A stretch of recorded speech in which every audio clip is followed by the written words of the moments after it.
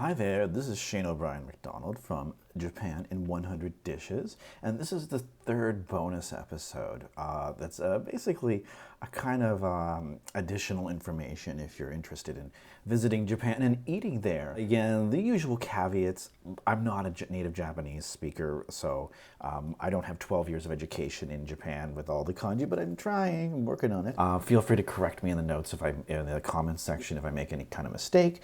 And also, you know, if you do want to hear it straight from the horse's mouth, there are thousands of hours about Japanese TV shows, about Japanese foods. This is just a small sampling, and it's really my personal experience as well. So I'm no expert. And I want to be honest with you, I'm really not an expert on nabe.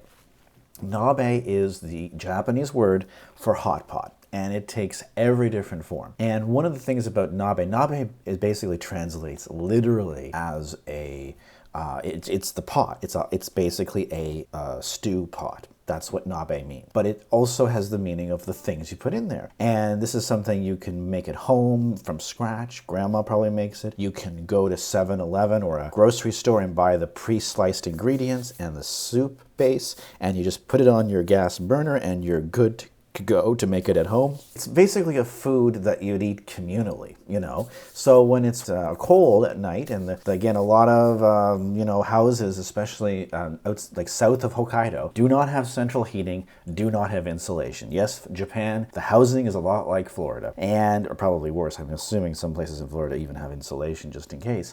So yeah, it gets really cold, and what happens is you can eat this thing around the kotatsu, which is basically a table with a heater in it, and you put a blanket over the table to keep the heat in your legs are warmed up. And you do it with friends, family, with your date. That was why I was saying it makes a great date food, because they bring you the raw ingredients to your table. They will often bring a portable gas burner to your table. And then the pot will already have the liquid that has been heated up in the kitchen. They'll bring that, put that on the table, and then bring the raw ingredients. So you are cooking your own food. Now, one of the things about Japan is that nobody tips. You do not tip. I'm not saying you don't have to tip. I'm saying you do not tip. It is not a part of the culture there. So please do not leave money on the table. It is completely a terrible thing. You're not supposed to do that, because the poor guy or girl will start chasing after you because they had to give you your change back. It's just not something that's done there. So just keep that in mind. Again, if you're from England or Australia, this is not an issue. I'm from Canada, many American cousins and friends, it will be an issue. Especially if you live there for a while, for 5 years like I did, and then you come back to North America and you forget to tip for 3 months, which is what happened to me, but I'm getting better. Now, the place I mentioned in the video was a nabe restaurant, or a shabu-shabu restaurant, in my old neighborhood called Ebisu. Now this, again, just to familiarize yourself with the geography, this is the country of Japan. Tokyo is smack dab in the middle. Again, right next to Yokohama. Yokohama is a suburb of Tokyo. And Tokyo is where it is because it is literally the largest flat place in the country. And I'm not even saying flat, I'm just saying not mountainous, just mild hills. Mount Fuji is fairly close. The Canadian equivalent, I suppose, would be like the equivalent of Niagara Falls. That's how close it is to Toronto, roughly, similar idea. Or the Grand Canyon, I guess, is fairly close to Las Vegas, where everybody goes when they go to the States, right? That or Orlando. Yeah, everybody thinks they go to New York. No, no, no. Foreigners love to go to Las Vegas and to Orlando. Again, in Tokyo itself, there's literally, here's the thing: if you're from Oklahoma and you're used to driving, you're not going to drive. The airport is all the way over here. See, it's even off the screen. Don't take a cab. Just don't do it. It's $300. What you're going to do is you're going to bite the bullet. You're going to use public transport. Everybody else does. They have special trains if you have luggage, that you can get a special train with a reserved seat and nice luggage racks to help you. If you're cheap, you're backpacking, you can do it with the regular trains. They're basically above ground subways. Tokyo has an extensive subway system. However, it's not as extensive as most major cities. Moscow is bigger, New York is bigger, London and Paris are both bigger. And the reason for that is because the subway systems in the Tokyo area, there's one for Yokohama, it has 2 lines, there's 13 lines in Tokyo. They don't really serve most of the places you're going to go to. I mean, they do, but not conveniently. Most of the subway serves the east side of Tokyo. It also serves the center of Tokyo. Basically, Tokyo is like a circle. And you might be wondering, well, which part is the downtown? Well, if you're from Oklahoma or Regina or wherever it may be, the news is that the entire city is downtown. There literally is no downtown. If you're there, it's downtown. Paris is the same, I've heard as well. So yeah, then the difference between even suburbs like Kawasaki, Yokohama, Saitama isn't quite different like it is in North American cities. So it's one thing to be aware of. Most importantly, the Yamanote line is this almost circular loop line, and this is where most of the action happens. Nothing really happens in the center. I mean, people go to work in the center, and then they go to have fun on the loop. And Tokyo Station is here, but the real action, if you're visiting, is probably going to be in Shinjuku, Shibuya. Roppongi is in the middle, but might not be that interesting. And over here, Asakusabashi. Sorry, that's Akihabara, I should say. My apologies. That's another place if you're into anime. Ueno here has a lot of stuff, and so does Asakusa over here. Sumo wrestling happens in Kinshicho, and again, there's a lot of subway lines over there. But yeah, most of the time it's going to be accessed through the Japan Railways lines, the the JR lines. And in the case of this place, Ebis Station is where I used to live, and that's where you'll find the place I recommended, the Izakaya. Now, Izakaya may be, in your mind, this fancy tavern-like place that just serves weird foods, but it's a lot of izakayas, they're basically Japanese taverns, specialize. And this one specializes in various kind of sets you can buy. This one, I mean, again, this is the latest news as of 2020. Again, it's always changing. But for $50, you get this course set. It has 8 items in it. And so you're going to get your raw vegetables, you're going to get some raw chicken and chicken balls and different things there. I think it might be some pork. You're going to get some hors d'oeuvres. So these are called the okasu. They're little things here, tofu. You get some rice, and you're going to get some sashimi, and you're going to get your chicken broth, and you're going to cook that all together. It's going to be fantastic. It's like Ibaraki grown near scuba chicken, you know. It's like they literally tell you where it is, right? And they also tell you down here what days you can order it, which seems like every day. And it comes, with a tofu dessert. Let's see here. There are 3 mixture of vegetables. That's what this is right here. Hamachi, I guess it's the fish, you're getting right here.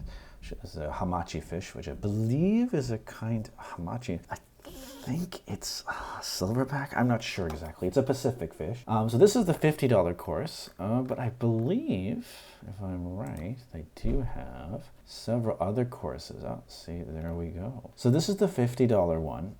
There's also the $45 one, which looks suspiciously similar. Again, this is per person. It includes taxes are extra, but the service charge, again, I didn't know there was a service charge, but I guess there is. There's also this course, and what is the difference here? They are both, that's right, one thing to note, this is Nomi Hodai, 2 hours of all you can drink. This is the platinum Nomi Hodai. Okay, so here's the difference. For an extra $5, you can go from standard Nomi Hodai to platinum Nomi Hodai. And they even tell you here, there's 40 different drinks you can have with it. What is this? Asahi Super Dry. You can have black Nikko whiskey. Then there's the sours. You can have lemon, Calpis sour. Orange, grapefruit. Calpis is a kind of milky soft drink that's not really my thing, but you might like it. There's also oolong high, the oolong tea sour, and the green tea sour, which is also quite nice. Again, to understand these things, the base for it is called shochu. So it's actually it's like a clear liquid that you won't find anywhere else in the world except for Japan. I don't know what I think it's some sort of rice base. It's different. It's much more mild and bland tasting compared to a Korean shoju, which is completely different. So be aware of that. And then there's cocktails. So we have the gin tonic, gin and ginger, vodka tonic, vodka soda. Wow, the list just goes on here. Like there's even more. There's shiz soda, the cashew oolong. Well, basically, you can just ask the way. They have wine, they have all that stuff. And this is the standard all you can drink. There's even the platinum one. Again, it's the same foods, but it has, I guess you get access to more shochu. And, here's the big thing. You get access to sake, or nihonshu as it's called. The gali is nihonshu, sake things, and umeshu, which is a plum wine. If you just want only the food, there's a 3,000 yen set here. The only difference is you're going to save some money. You don't have to pay the extra 30 bucks for the 2 hours all you can drink. And again, all you can drink is a funny thing in Japan. 30% of the population of Japan has an allergy to alcohol, meaning they take one drink, they turn red, their stomach starts to curdle or whatever it does. And so when you get in a situation with business or coworkers or a group, a soccer player, like your local sports team, everybody, if one person gets the nomi hodai, everybody gets the nomi hodai. And then the bill is split evenly. So everything is split evenly. So if you have one drink, you're ordering the all you can drink. If you can drink 10 drinks, like your foreign friends, you're going to drink 10 drinks. So it's kind of unfair to women because a lot of women in Japan, I'm sure as any place, not the stereotype, but they're going to probably drink less than the men, which is typical in many countries. So yeah, but you still have to pay the same amount of money. Now, one of the things about this is that there are different kinds of nabe. This is another restaurant which it has motsunabe, which is a kind of like an offal, O-F-F-A-L.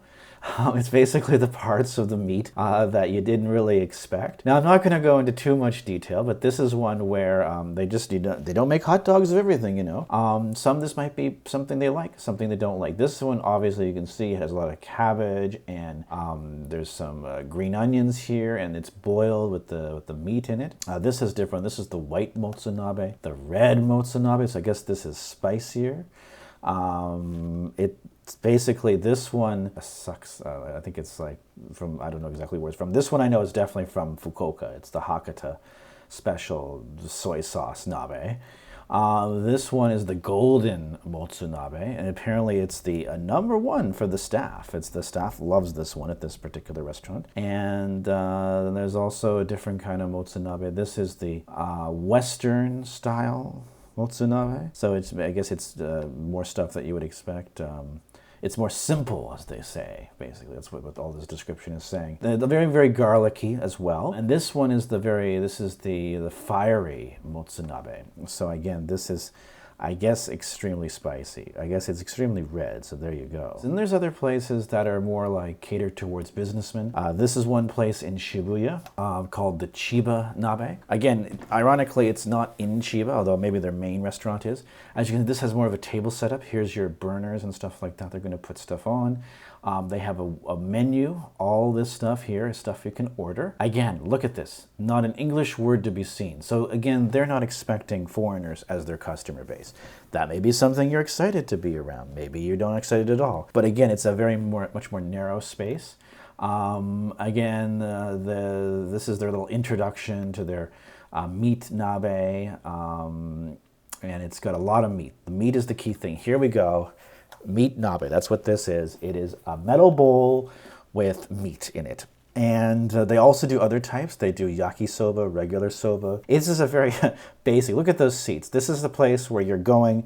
There are no foreigners that are going to this place. Like, this is like exactly, it's a hole in the wall. It's not really a hole in the wall place. It looks fairly fancy, but it's also, it says nobody from an English speaking country rarely shows up here. Japanese people are not going to take their foreign friends to this. Look, this is definitely for the boss and his secretary and people from work to go and eat comfort foods that they're used to, you know. So yeah, basically you're not going to be getting French fries there. And there's also this place I found too. This is more of a traditional shabu shabu. Now this is what I think of a lot of the times when I think of nabe, where you dip the meat into it. Like this is zo nabe, which is also in Shibuya, Z-O, nabe zo, as you can see up here.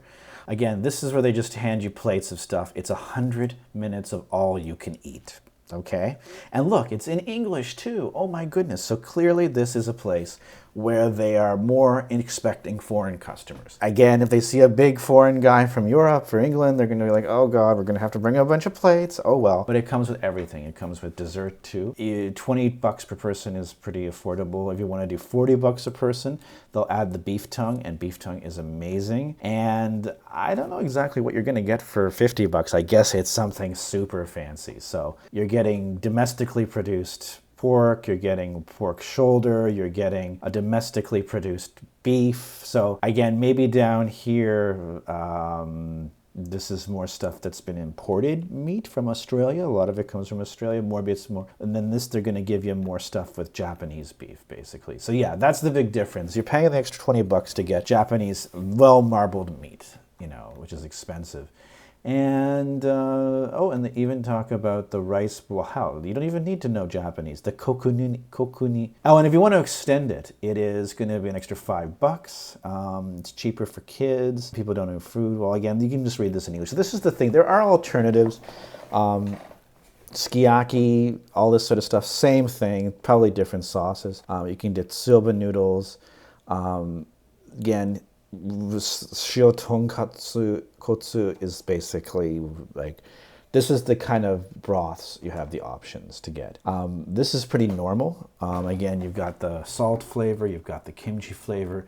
This is like a collagen flavor, like based on some sort of tofu, I guess. I guess that makes like a tofu milk, like soy milk. Does that make sense? And again, this is very typical too. The bowl you cook stuff in, you're gonna get the plates, the raw plates. You're gonna put it in with a special pair of chopsticks. You can divide it up, kimchi on one side, tofu, soy milk, soup on the other side. And look, they even give you some idea of what the meat is. So this is going to be the foreign meat, because you can see how it's not marbled. Beef tongue, the Japanese beef, look at the marbling. Clear difference, you know. So in ZO, very easy. And they have a drink menu. I wonder if they even have Nomi Hodai, all you can drink for all drinks. $15 a person. And if you only do non-alcoholic, you can do $4 a person. So again, if you show your friends in Japan, hey, let's go to this place, I'll shell out and we'll pay $50 each plus another $15 for all you can drink. Hey, they're going to be impressed. They'll feel internationalized. But if you take them to, say, I don't know, the Chiba meat nabe place in Shibuya as well, which I believe is kind of just a little bit on the other side of the station, they'll be very impressed because they just don't expect foreigners to know about this. So I hope you've enjoyed this little tour of shabu shabu places. Again, if you're dating, hey, now you've got some selections how to impress the girl or boy of your dreams. And yeah, I hope you enjoyed it. So until next time, sayonara.